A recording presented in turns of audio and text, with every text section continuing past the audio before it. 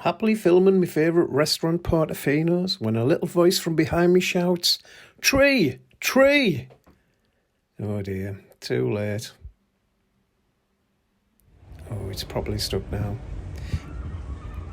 To be fair, I did pick the biggest tree in the whole of the area, and it's well and truly stuck up there.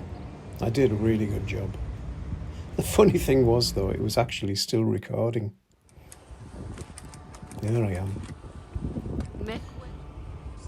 First set of ladders was completely inadequate, as you can see, so it was a good job that I'd splurged out and bought a new pair of 3-tier aluminium ladders a couple of months ago from B&Q. I knew they'd come in handy at some time. And just watch how I skip up that tree. But like a complete nutty ding, I only went and dropped the grabber.